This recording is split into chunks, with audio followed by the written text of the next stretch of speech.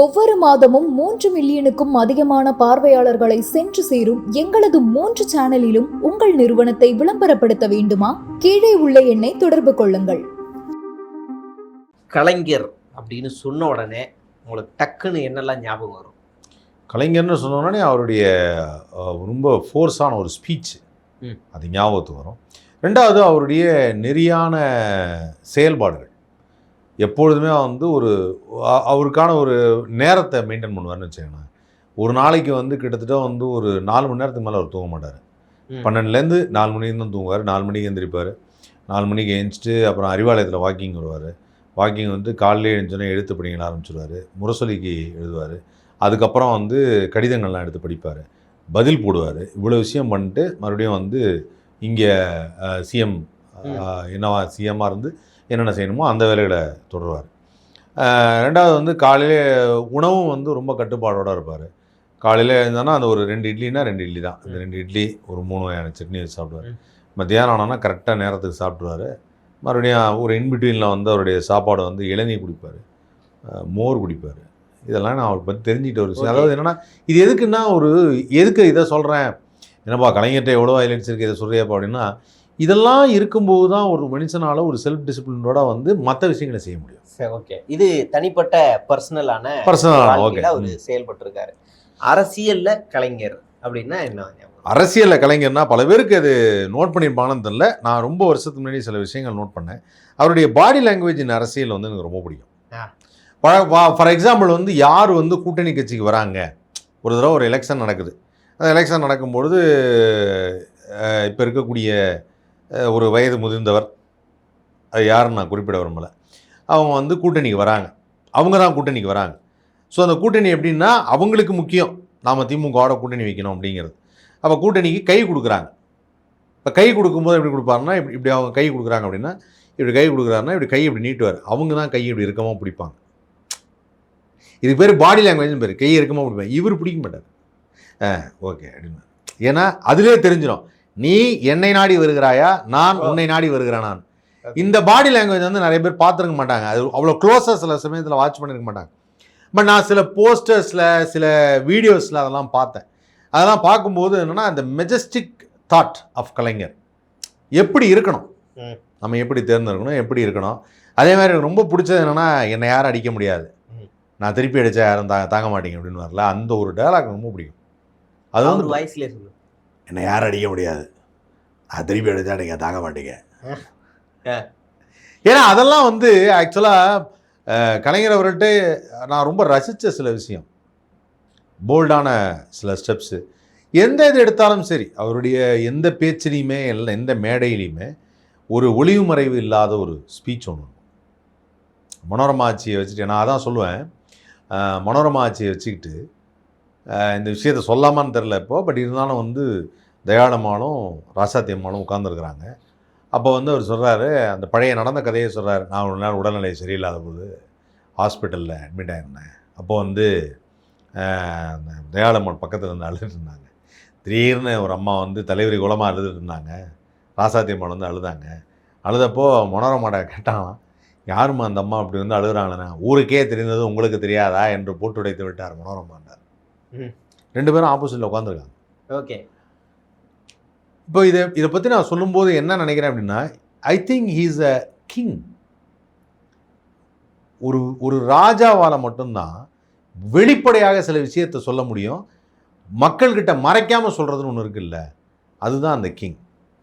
நான் பார்த்த வரைக்கும் அந்த லாஸ்ட் கிங் அப்படின்னா அரசியல் சூழல்ல அது ஒரு பெரிய பேசும் பொருளா இல்லை. அது முன்னாடி பேசும் பொருளா இருந்ததுப்பா. முன்னாடி ஒரு பெரிய பேசும் பொருளா இருந்தது. ஆனால் இல்லை, உடைக்கல. சரி, ஆக்சுவலாக என்னன்னா, இவருக்கு இந்த மாதிரி இன்னொரு கனிமொழி இருக்காங்க அப்படின்னு சொல்லும்பொழுது அதுக்கு ரொம்ப அழகான ஒரு ஸ்டேட்மெண்ட் ஒன்று கொடுத்துருந்தார் பத்திரிகையாளர்கிட்ட. அவங்க ராசாத்தி அம்மாள் கனிமொழியின் தாய், கனிமொழியின் மகள் அப்படின்னு போயிட்டார். அப்போது அது இன்டைரக்டாக சொல்லிட்டு போயிட்டார். அவர்கிட்ட இன்னும் சொல்ல போனால், அந்த ப்ரெஸ்ஸில் கேள்வி கேட்கும் போதெல்லாம் பதில் சொல்றாரு, அடிச்சு நொறுக்கிடுவார். ஆனால் அவர்கிட்ட எனக்கு ரொம்ப பிடிச்ச விஷயம் அது. நான் அவர்கிட்ட எனக்கு அதாவது என்னன்னா, சில பேரை நமக்கு பிடிச்சிருச்சுன்னா, இப்போ எப்படி விஜய் ரசிகர்கள்லாம் அவர் பிடிச்சி போச்சு, அதனால் என்ன செஞ்சாலும் நல்லா இருக்குங்கிறாங்களா, அந்த மாதிரி தான் எனக்கு கலைஞர் அவர்களும். இப்போ தொலைநோக்கு திட்டம் வரேன் தொலைநோக்கு திட்டம் பொறுத்த வரைக்கும் அவர் அறிவிச்ச பல திட்டங்கள் தொலைநோக்கு திட்டம். இந்தியாவிலே டைட்டில் பார்க். ஆமா. அது மாதிரி பெண்களுக்கு தாலிக்கு தங்கம் திட்டம், அரிசி 1 கிலோ கொண்டு வர்றது, இப்படி பல திட்டங்கள். கலைஞர் 100ன்னு ஒண்ணு இருக்கு. நீங்க அதை படிச்சா கலைஞர் யாருன்னு தெரியும். ஆமா, இல்ல நிறைய கலைஞர் 100ன்னு ஒரு புத்தகம் இருக்கு. ரொம்ப சின்ன புக்கு தான், படிங்க. ஏன் இன்னைக்கு இவ்வளவு பேசுறோம் அப்படின்னா, பாஜகவோட கூட்டணி வச்சுக்கிட்டு இருக்கிற எடப்பாடி பழனிசாமி கலைஞரை முதலமைச்சர் மு.க. ஸ்டாலின் அவர்கள் சிறை பிடித்து வைத்தார் கடைசி காலகட்டத்துல அப்படின்னு ஒரு அருவருப்பான ஒரு எப்படி நாக்குல நரம்பு இல்லாம பேசிட்டாரு. அந்த துணிச்சல் அவருக்கு எங்க இருந்து வருதுன்னா, அவருக்கு பின்னாடி RSS இருக்கு, அவரு சட்டைக்குள்ள காவி துண்டு இருக்குங்கிறதோட வெளிப்பாடு தான் அது. அவர் பேசுறாரு இப்படி, உள்ள காவி பனியன் போட்டுக்கிட்டு வெளியில வெள்ளை சட்டை போட்டுக்கிட்டு தோல்ல வந்து அதிமுக துண்டை போட்டிருக்காரு, பேசியிருக்காரு. அதாவது பாஜக ஊடுருவுது, பாஜக 27 சீட்டு வாங்கிருச்சு நம்ம எல்லாரும் பேசுறோம்ல. பாஜக 66 இடங்கள்ல இருக்கு இப்ப. அதுல 3-4 பேர் இல்லைன்னு வைங்க. கிட்டத்தட்ட அதிமுகவில் இருக்க எல்லா எம்எல்ஏக்களும் பாஜக எம்எல்ஏக்கள் தான். இந்த வார சட்டமன்ற தேர்தல்ல ஒரு பாஜக காரனுக்கு கூட ஓட்டு போடக்கூடாது. ஆமா ஆமா, என்னை கேட்டாக்கா இல்ல ஆக்சுவலா வந்து என்னன்னா, திராவிட நாடுகள் அப்படின்னு சொல்லும் பொழுது நமக்கு இருக்கிற ஒரு எரிச்சலை என்ன அப்படின்னா, ரொம்ப சிம்பிளா மக்களுக்கு புரியுற மாதிரி சொல்லணும்னா, எங்க வீட்டில் எங்கள் அம்மா அப்பா இருக்கிறாங்க, என் ஃப்ரெண்டோட அப்பா அம்மா இருக்கிறாங்க. எப்பவுமே ஃப்ரெண்டோட அப்பா அம்மா வந்து உங்கள் அப்பா அம்மாலாம் சரியில்லை, உங்கள் அப்பா அம்மாலாம் சரியில்லை, நாங்கள் தான் அறிவாக இருக்கிறோம், நீங்களாம் அறிவு இல்லாமல் இருக்கிறீங்க அப்படின்னு சொன்னால் எந்த பையனுக்காக இருந்தாலும் அந்த கோவம் வரணும்.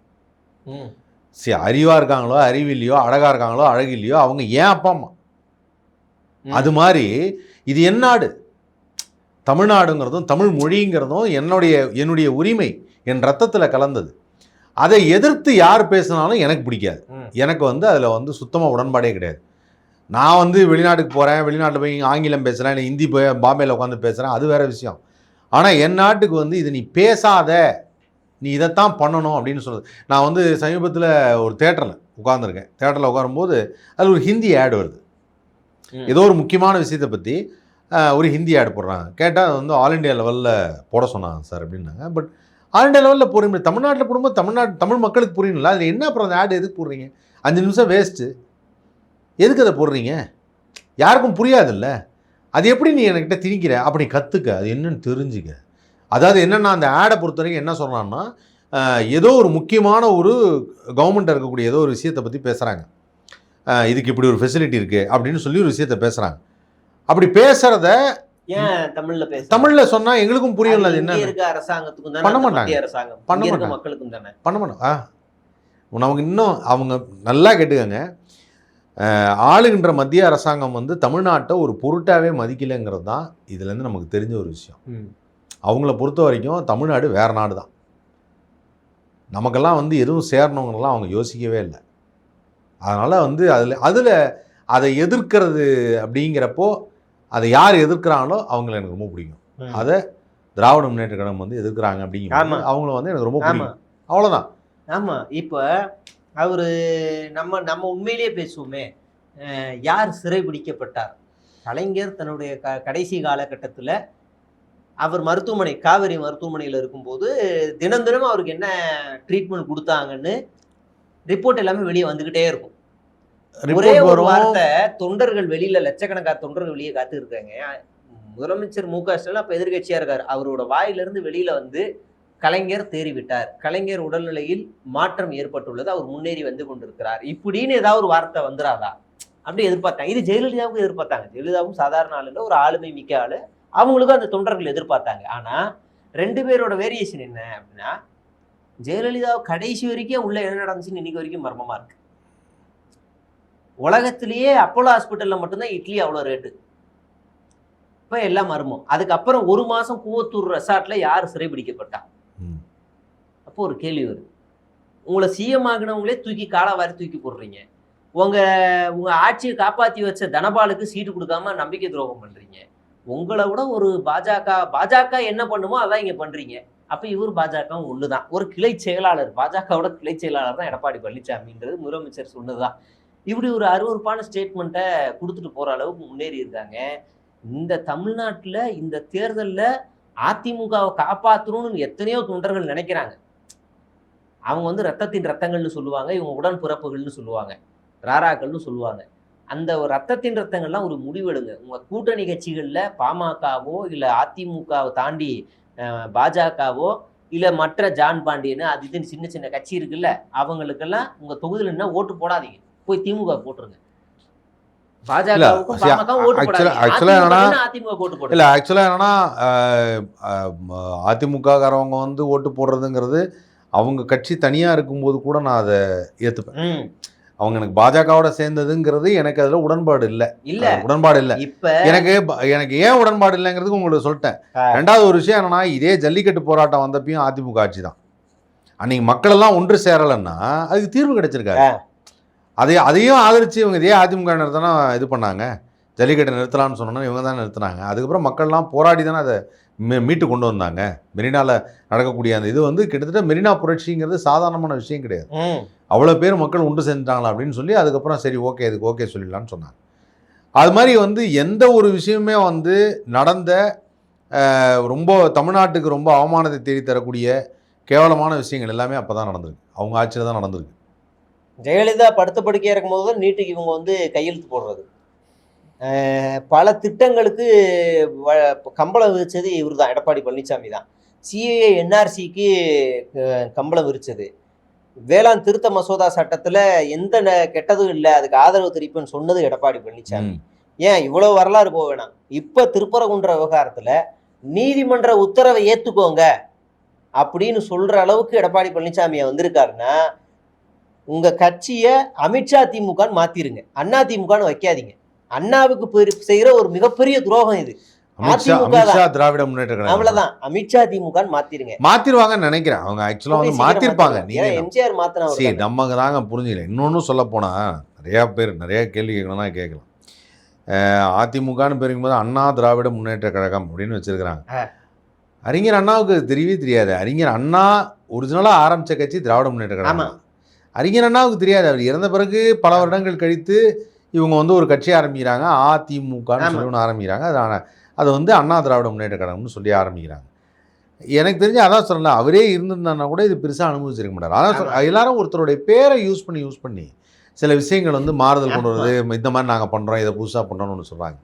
அது வந்து இப்போ வரைக்கும் ஃபாலோ ஆகிட்டு இருக்கு. இப்போ வரைக்கும் வந்து பார்த்தீங்கன்னா, இப்போ காமராஜர் எடுத்துட்டோன்னா காமராஜர் பேரை சொல்லி தான் விஜய் வந்து அவருடைய கொள்கை தலைவரில் காமராஜர் வச்சுருக்காரு, வேலுநாச்சியார் வச்சுருக்காரு.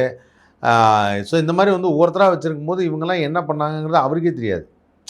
எதனால் இவங்க வேறுபட்டாங்க, இவங்கள்ட்ட உள்ள ஒற்றுமை என்ன, எதுவுமே தெரியாது. எதுக்கு இதெல்லாம் பண்ணுறாங்க அப்படிங்கிறது தெரியல. ஆனால் மக்களுக்கு இது புரியவும் புரியாது. நான் இது வந்து அன்னைக்கு சொன்ன மாதிரி தான், மேல்தட்டு மக்கள் வந்து இதை நம்ம பேசி வீடியோ போடுறோமோ இல்லை பேசுகிறோமோ எல்லாம் பேசிக்கிறோம், பாதிப்பு இங்கே வராது. திரும்ப தான் சொல்கிறேன், மேல்தட்டு மக்களுக்கோ ஒரு அப்பர் மிடில் கிளாஸ் ஃபேமிலினா தன்னுடைய குடும்பத்தை எந்த விதமான கஷ்டத்துலையும் தள்ளாமல் கவனிச்சிக்க முடியும்னு இருக்கிற அந்த மாதிரியான குடும்பங்களுக்கு எந்த விதமான பாதிப்பும் வராது. அடித்தட்டு மக்களுக்கு வந்து பெரிய பாதிப்பை ஏற்படுத்தும்.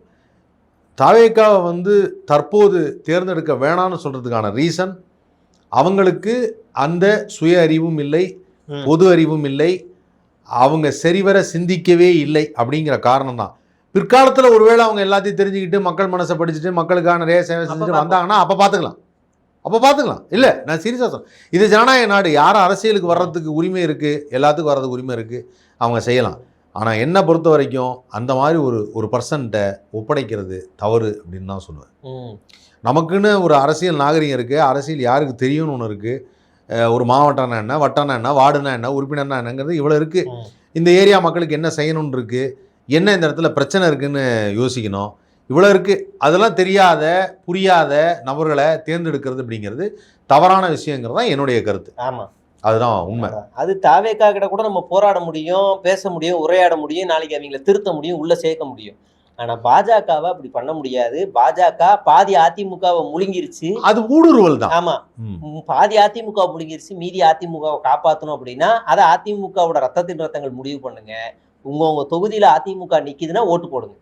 அதை தாண்டி பாஜக கூட்டம் நிற்கிறா போடாதீங்க. இல்லைங்க, இப்போவே என்ன பண்ணுறாங்கன்னா பாஜக பாருங்கள் 27 தொகுதி வாங்கியிருக்கிறாங்க, மிச்சம் உள்ள ஜான் பாண்டியனு, அப்புறம் நம்ம தமிழ் மாநில காங்கிரஸில் இவர் ஜி.கே. வாசன், இவங்க எல்லாரும் சேர்ந்து அவங்க ஒரு 5, 2, 1ன்னு எல்லாம் நிற்கிறாங்களா? இவங்க எல்லாரும் தாமரை சின்னத்தை தான் நிற்கிறாங்க. அப்போ எத்தனை சீட்டு? 35. 40 கிட்ட வந்துருச்சு. 40 கிட்ட வந்துருச்சு வந்துருச்சு. வச்சுக்கோங்க. இப்போ நான் என்ன சொல்கிறேன்னா, ஒரு பர்டிகுலர் டைமில் வந்து இவங்க யாராவது ஜெயிச்சிட்டாங்கன்னா இவங்க எதிர்க்கட்சியை பிரிஞ்சிருவாங்க நினைக்கிறேன் அதிமுகவோட. ஒன்றும் இல்லை, நாங்களே வந்துட்டோம், நீங்கள் எதுக்குன்றாங்க. இப்போ வந்து ஒரு 40 அதிமுக, 30 பாஜக வச்சுப்போம். ஒரு சாம்பிளுக்கு 30 பாஜக, ஒரு 30-30னே வச்சுப்போம். நாங்கள் தான் எதிர்கட்சின்னு பாஜக உரிமை கோரும். எடப்பாடி பழனிசாமி என்ன செய்வார்? சரின்னுவார். கீழே இருக்கவங்கள ஊக்கடிப்பாங்க. என்னது சரின்ட்டு வரேன், அப்போ நாங்கள் என்ன புதுக்கா இருக்கோம் அப்படின்னு அடிப்பாங்க. அப்போ என்ன ஆகுனா, சரி நம்ம அவங்ககிட்ட பேசுவோம் அப்படின்னோடனே, நீ என்ன என்கிட்ட வந்து பேச வேண்டியா பாஜக கேட்கும். ஒன்றில் வந்து ஒரு 10 பேர் எனக்கு ஆதரவு தருவான். எப்போ எவ்வளோ உனக்கு என்ன மெஜாரிட்டி? 20, எனக்கு என்ன 40. அப்போ நான் தான் எதிர்கட்சி, நீ உட்காரு அப்படின்னு உட்கார வைப்பாங்க. அதுக்கு அடுத்த தேர்தலில் 2031 நாங்கள் தானே எதிர்கட்சி, அப்போ நாங்கள் தான் முடிவு பண்ணுவோம். இந்த தடவை முதலமைச்சர் வேட்பாளராக கேடி ராகவன் அப்படின்னு வந்து நிப்பாட்டுவோம். இல்லைன்னா டெல்லியிலேருந்து யாரையாவது ஒருத்தரை மாமி கீமின்னு யாரையாவது தூக்கிட்டு வந்து நிப்பாட்டுவாங்க. நம்மளும் வேற வழி இல்லாமல் ஐயோ மாற்றம் வேணும்னு இந்த சங்கிகளுக்கு போடுவோம். இல்லை, இந்த மாற்றம் வேணுங்கிறது நிறைய பேர் அதை புரிஞ்சிக்க மாட்டேங்கிறாங்க. மாற்றம் வேணுங்கிறது எல்லாருமே வந்து இந்த போர் அடிச்சு போய் திருப்பி ஏதோ வந்து நம்ம இயல்பு மக்களுடைய யதார்த்தம், அது மாற்ற முடியாது. இல்லை, அது இயல்பு கிடையாது. அந்த இயல்புல நம்ம இருக்க முடியாது. நீங்க டெய்லி காலைல இட்லி சாப்பிட்றேன், போர் அடிக்குது, ஒரு வாரம் மட்டும் நான் வேற ஏதாவது தோசை சாப்பிட்றேன்னா வேற. பட் மற்றதுக்கெல்லாம் அந்த மாதிரி இயல்பு கிடையாது. என்ன ஆட்சி நீங்க பண்ணாலும் ஓகே, இந்த ஒரு தடவை அவங்களுக்கு வாய்ப்பு கொடுப்பேன், நீங்க இவ்வளவு நாள் இருந்துட்டீங்களே, இப்படி ஒரு பேச்சு வர ஆரம்பிச்சு. அது வந்து தவறான ஒரு விஷயம். அது எங்க போய் நிறுத்தும் அப்படின்னா, நம்மளுடைய அன்றாட வாழ்க்கையில நிறைய பிரச்சனைகளை உண்டாகும். அதுதான் இவங்களுக்கு தெரிய மாட்டேங்குது. ஆமா, பார்ப்போம். இந்த வாட்டி பாஜகவுக்கு 0 சீட் அப்படின்னு கொடுக்கணும் தமிழ்நாட்டு மக்களுக்கு. அதாவது என்னன்னா, என்னை பொறுத்த வரைக்கும் வந்து நார்த்லேருந்து வந்தவங்களையும் நான் பெருசாக ஏற்றுக்க மாட்டேன். அதில் நான் விருப்பம் இல்லை, எனக்கு அதில் விருப்பம் கிடையாது. ஆமாம், இங்கேருந்து நார்த்துக்கு சப்போர்ட் பண்ணுறவனையும் ஏற்றுக்க மாட்டேன். அதே சமயத்தில் இங்கே புதுசாக நார்த்துனா ஓகே அவங்க காங்கிரஸையும் சொல்லிடுவாங்க. நான் சொல்கிறது ஓப்பனாகவே சொல்கிறேன், எனக்கு பாஜகவுக்கு சப்போர்ட் பண்ணுறதுல எந்த விருப்பமும் கிடையாது. அவங்க வர்றதுலையும் விருப்பம் கிடையாது. நல்லா இருந்தால் நல்லாட்டு போங்க, நீங்கள் தனியாக நல்லா இருங்க, நாங்கள் தனியாக நல்லா இருக்கோம், எங்களை விட்டுருங்க. நான் தான் அன்றைக்கே சொன்னேன்ல, இது பெரியார் பிறந்த மண், இது பெரியார் பிறந்த மண். இந்த மண்ணில் இன்னும் கடவுளை நேசித்து கடவுளை வணங்கி இருக்கக்கூடிய மக்களும் இருக்கிறாங்க, கடவுள் இல்லைன்னு சொல்லி மறுப்பு சொல்கிற மக்களும் இருக்கிறாங்க. இங்கே 2 விதமான மக்களும் இருக்காங்க. ஆனால் யாருக்கும் இங்கே சண்டை கிடையாது. ஆத்திகம் பேசுகிறவங்க ஆத்திகம் பேசுகிறாங்க, நாத்திகம் பேசுகிறவங்க கோயிலுக்கு வரலாங்கிறாங்க, விட்டுறாங்க. இவங்க யாருக்கும் கிடையாது. எல்லாத்தையும் வந்து மாற்றணுங்கிறது, நான் வந்தேன்னா எல்லாரும் சாமி கும்பிடணும், எல்லாரும் சாமி இருக்குன்னு நம்பணும். நான் ஒரு தொலைக்காட்சி நிகழ்ச்சிக்கு போயிருந்தேங்க. தொலைக்காட்சி நிகழ்ச்சியில் வந்து ஜோசியம் வந்து ஒரிஜினலாக பொய்யான்னு சொல்லிட்டு ஒரு தர்கா நடக்குது. ஒரு பக்கம் ஜோசியத்தை நம்புறவங்க இருக்காங்க, ஒரு பக்கம் ஜோசியத்தை நம்பாதான் இருக்காங்க. அப்போ என்னை வந்து ஒரு கேள்வி கேட்குறாரு, ஒரு நெறியாளர் கேள்வி கேட்குறாரு. அவர் கேள்வி கேட்கும்போது என்ன கேட்குறாருன்னா, உங்கள் பிறந்த நேரத்தை சொல்லுங்கள், நான் வந்து சரியான உங்களுக்கு ஜோசியத்தை சொன்னேன்னு ஒருத்தர் சொல்கிறாரு. நான் உடனே சொன்னேன், ஐயா இப்போயாவது பரவாயில்ல, செல்ஃபோன் இருக்குது, எல்லாம் என்ன கிராட்டிடியூட் லானிடியூடு இத்தனாவது செகண்டு மில்லி செகண்ட்னு சொல்லிடலாம். நான் பிறக்கும்போது அந்த நர்ஸு கையில் வந்து ஒரு வாட்ச் ஒன்று கட்டிட்டு அது கீ கொடுக்குற வாட்ச், அது 5 நிமிஷம் ஃபாஸ்ட்டாக சொல்லுவான்னு கூட தெரியாது. அது சொன்ன நேரத்தை வச்சு தான் பொழப்பு போட்டிகிட்ருக்கோம். நீங்கள் எதை வச்சு சொல்லுவீங்க? நாங்கள் விளக்க வச்சு சொல்லுவோம். என்ன விளக்க வச்சு சொல்லுவீங்க எனக்கு தெரியலேன்னு. அது வந்து அதில் வந்து எனக்கு நம்பிக்கை இல்லைன்னு சொன்னால் அவங்க என்ன சொல்கிறாங்க தொலைக்காட்சி நிகழ்ச்சியில், இல்லை சார் ஃபைனலாக என்னென்னா நீங்கள் அவங்கள நம்புகிற மாதிரி சொல்லணும், அதுதான் நிகழ்ச்சியோட முடிவுங்கிறாங்க. நான் அதை ஏற்றுக்கல. புரியுதுங்களா உங்களுக்கு? இது மாதிரி வச்சு திணிக்கிறாங்க. அந்த திணிப்பு இருக்குல்ல, அது எனக்கு எப்பவுமே அதான் சொல்கிறேன். பராசக்தி படத்தில் ஒரு டைலாக் வந்தது, நாங்கள் ஹிந்திக்காரங்களுக்கு எதிர்ப்பு இல்லை, ஹிந்தி திணிப்புக்கு தான் எதிர்ப்பு. ஹிந்தி படிங்க, வேணும்னா படிச்சுக்கங்க, அதெல்லாம் ஓகே. ஆனால் ஹிந்தி கட்டாயம் படிங்க, அது மாதிரி கிடையவே கிடையாது. ஆமாம், கரெக்டாக? அது வேண்டான்னு சொல்கிறோம். ஆனால் இவங்களை பொறுத்த வரைக்கும் வந்து இன்றைக்கி எல்லா ஊடகங்களும் எல்லாரும் நீங்கள் எல்லா சீரியலும் எடுத்து பாருங்கள், எல்லாத்துலேயுமே ஒரு கோயில் ஃபங்க்ஷன் ஒன்று காமிக்கிறது, சாமிக்காக வேண்டுறது, இது மாதிரி இருக்கும். ஐயா நான்லாம் வந்து கரூர் மாரியம்மன் கோயில் திருவிழாவில் வந்து 30-35 வருஷம் பங்கேற்றேன். அது ரொம்ப சிறப்பாக நடக்கும். அந்த திருவிழாவுடைய மோட்டிவ் என்னன்னா, அனைத்து மக்களும் ஒன்று சேர்றது, எல்லாரும் ஒன்று சேர்ந்து அந்த திருவிழாவை கொண்டாடி எல்லாரும் பண்ணுறது. ஆனால் இன்றைக்கி என்னென்னா, நமக்கே வந்து அதாவது எனக்கு ஏதாவது ஒரு விஷயத்தை எனக்கு ரொம்ப திணிச்சானா விருப்பம் வந்துடும், நமக்கே விருப்பம் வருது, ஐயோ இந்த சாமி கும்பிட்றதே வேணாம் அப்படிங்கிற மாதிரி எடுக்கு. அந்த மாதிரி இவங்க கொண்டு வந்துட்டாங்க. அதனால தான் தமிழ்நாட்டுக்கு பாஜக வேண்டாம் அப்படின்ற முடிவில் நம்ம இருப்போம். அந்த முடிவில் ஸ்ட்ராங்காகவே இருங்க. மக்களுக்கும் அதான் சொல்கிறேன். நீங்கள் உங்களுக்கு நல்லது என்ன அப்படின்னா நல்லா கேட்டுக்கோங்க. எந்த ஒரு நாட்டில் கல்வியின் தரம் உயர்கிறதோ அதுவும் அடிப்படை பள்ளியிலிருந்து கல்வியின் தரம் உயர்கிறதோ, எந்த ஒரு நாட்டில் மருத்துவம் மேலாக உயர்கிறதோ. நான் இன்னொன்று சொல்கிறேன், இங்கே எய்ம்ஸ் மருத்துவமனை வருதுன்னு சொல்லி செங்கலை நட்டாங்கன்னு சொல்லி ஒரு தடவை சொன்னார். ஆனால் இன்றைக்கி பார்த்தீங்கன்னா கடந்த ஆட்சியில் வந்து வீடு தேடி இல்லந்தோறும் மருத்துவம்னு சொல்லி எல்லாருக்கும் வீட்டுக்கு போய் செக்அப் பண்ணுற அளவுக்கு டெவலப் பண்ணியிருக்காங்க. எல்லாருக்கும் வந்து சிகிச்சைக்கும் சரி, எல்லாருக்கும் வந்து மருத்துவ ரீதியாக வந்து மக்களுக்கு பெரிய பயனடைஞ்சிருக்கிறாங்க. அதே மாதிரி கல்வியிலையும் வந்து பார்த்தோம்னா கார்ப்பரேஷன் ஸ்கூல்ஸ்லாம் இருந்திருக்கு. நான் கேட்குறேன், இதில் எத்தனை வருஷம் ஆட்சியில் நடந்திருக்கு, எத்தனை வருஷம் இருந்திருக்கும்? எந்த ஆட்சியில் வந்து கார்ப்பரேஷன் ஸ்கூலில் மாடல் ஸ்கூல் உருவாக்குனாங்க? எந்த ஆட்சியில் வந்து இவ்வளோ கவர்மெண்ட் ஸ்கூலில் படித்த மாணவர்களுக்கு வந்து இவ்வளோ சலுகைகளும் இவ்வளோ படிக்கிறதுக்கு பெரிய வாய்ப்பு கிடைச்சிது? அதெல்லாம் விமர்சனம் பண்ண முடியாது. அதனாலதான் சாதி திணிக்கிறாங்க. சாதி மதம் இல்லை, இது எல்லாத்தையும் விட்டுருங்க, சொல்ல முடியாது. இது எல்லாத்தையும் விட்டுருங்க. நான் சொல்றது என்னன்னா, இப்போ இவங்க சொல்றாங்களே, பெண்களுக்கு எதிராக நடக்கக்கூடிய வன்கொடுமைகளுக்கான படித்தவன், நல்லா தெரிஞ்சவன், 4 வேலைக்கு போறவன் மற்ற விஷயங்களை பற்றி யோசிக்க மாட்டான். அந்த கல்வியை முன்னேற்றுவதற்கு எந்த ஒரு தலைவர் துணை நிற்கிறாரோ அவர் தொடர்ந்து நிற்கணும். இவ்வளவுதான். அது இந்த ஆட்சியில் நடந்தது. தொடர்ந்து செய்யணும். நிறைய கல்விக்கான முன்னேற்றங்களை கொண்டு வரணும். மாணவர்கள் நாளைக்கு படிச்சுட்டான்னு வச்சுங்களேன், அவங்களுக்கு நிறைய நல்ல ஒரு காமன் சென்ஸ் டெவலப் ஆகும், அவங்களோட ஐக்கியூ லெவல் டெவலப் ஆகும். இன்றைக்கி வந்து பார்த்தீங்கன்னா உலக நாடுகளில் இருக்கக்கூடிய தமிழர்கள் வந்து எவ்வளோ பேர் ஷைன் பண்ணுறாங்கன்னு உங்களுக்கு தெரியும். எல்லா டாப் பொசிஷன்லையும் தமிழர்கள் இருக்காங்க. ஏன் மற்ற திராவிட நாடுகளை சேர்ந்தவங்க அவ்வளோ பேர் இல்லை, டாப் பொசிஷனில் நிறைய தமிழர்கள் இருக்காங்க. காரணம் என்னென்னா, இந்த கம்யூனிகேஷன் ஸ்கில்ஸ், ஐக்கியூ லெவல், படிப்பறிவு அப்படிங்கிறத ரொம்ப ரொம்ப ஆழமாக செய்யக்கூடியவர்கள் தமிழர்கள். அப்படிப்பட்ட தமிழர்களுக்கு ஒரு முன்னேற்ற பாதையை வகுத்து தரக்கூடிய ஒரு தலைவர் தான் இந்த நாட்டை ஆள வேண்டும். அதுதான் இப்போ. அது என்னைக்கு மாறுதோ அன்னைக்கு என்னன்னா நம்ம ஸ்டாண்டை மாற்றிக்கலாம். இல்லைங்க சரியில்லை, கல்விக்கு தான் முக்கியத்துவம், அன்னைக்கு ஸ்டாண்டை மாற்றிக்கலாம். இன்னைக்கு நீட்டை நம்மளால் ரத்து செய்ய முடியல. ஆனால் நீட்டுக்காக ஸ்பெஷல் கோச்சிங் கொடுக்கறதுக்காக ரெடி பண்ணுறாங்க பாருங்கள், கவர்மெண்ட் சார்பிலே ரெடி பண்ணுறாங்க இல்லையா? அது நல்ல விஷயம் இல்லை. இப்படியாவது ஒரு டாக்டர்களை உருவாக்கிற மாட்டோமான்னு போராடுறாங்கல்ல, அது நல்ல விஷயம் இல்லை. அப்போ கல்விக்கும் மருத்துவத்திற்கும் முக்கியத்துவம் தராங்கல்ல. ஆரோக்கியம் முக்கியம், அறிவு முக்கியம், இது ரெண்டும் முக்கியம். இப்போ இன்றைக்கி வந்து நம்ம இப்படி யோசிக்கிறோம். ஒருத்தருக்கு வந்து 1000 ரூபா பாருங்கள், மாணவர்களுக்கு 1000 ரூபா தராங்க, பெண்களுக்கு வந்து 2000 ரூபா தராங்க, 1000 ரூபா தானே அடுத்த இதில் 2000 ரூபா தராங்களாம் அப்படின்னு யோசிக்கிறோம்ல. பாதி பேருக்கு நம்ம வெளியிலேருந்து பார்க்குறோம், உள்ளே இருக்கவங்களுக்கு தான் அந்த காசோட அருமை தெரியும். மாதம் அந்த மாணவர்களுக்கு 1000 ரூபாங்கிறது எவ்வளோ பெரிய விஷயம் தெரியுமா? அவங்களுக்கு அது எவ்வளோ பெரிய விஷயம். தன் கையிலையும் காசு இருக்குங்கிறது எவ்வளோ பெரிய விஷயம் இல்லை? அவ்வளோ தூரம் செஞ்சவங்கள எப்படி போய் எதிர்க்க சொன்னாங்க? அவங்கள ஏன் ஆதரிக்க கூடாது?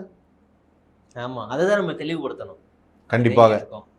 அதனால் இதை திட்டங்களை வச்சு குறை சொல்ல முடியாது, இந்த திட்டங்களை வச்சு பேச முடியாது. அதனால் சாதி மதம் இப்படி பிரிவினைகளை ஏற்படுத்த ஒரு கூட்டம் உள்ள வருது. அதுதான் பாஜக.